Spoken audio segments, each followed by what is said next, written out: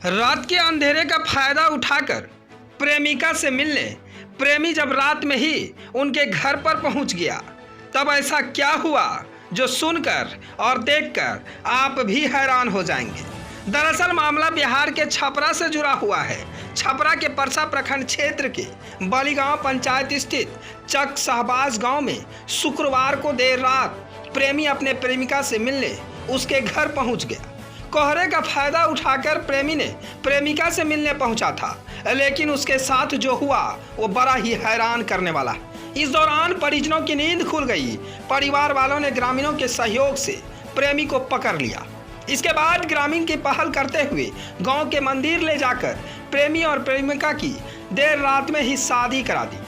घटना के बारे में बताया गया कि दरियापुर प्रखंड क्षेत्र के केवटिया गांव निवासी सत्येंद्र कुमार परसा थाना क्षेत्र के बलीगांव पंचायत स्थित चकसाबाज गांव निवासी राम बच्चन राय के घर अपने प्रेमिका से मिलने चुपके से पहुंचा था, लेकिन लड़की के घर वालों के इसकी भनक लग गई। फिर उसके बाद क्या था, लड़के को पकड़कर ग्रामीणों के पंचायत करने के बाद प्रेमिका से शादी करवा दिया। दरअसल दरियापुर प्रखंड क्षेत्र के केवटिया निवासी राम बाबू राय के बेटे सत्येंद्र कुमार का प्रेम संबंध राम बच्चन राय की पुत्री से काफी दिनों से चल रहा था। कई बार प्रेमिका के पिता ने प्रेमी को अपने परिवार वालों को शादी के लिए तैयार करने का आग्रह भी किया, लेकिन प्रेमी के घर वाले दहेज के बगैर अपने बेटे की शादी कराने को तैयार नहीं था।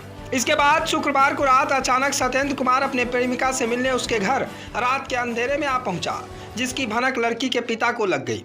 लड़की के पिता ने बाहर से कमरे का दरवाजा बंद कर गांव वालों को मौके पर बुला लिया।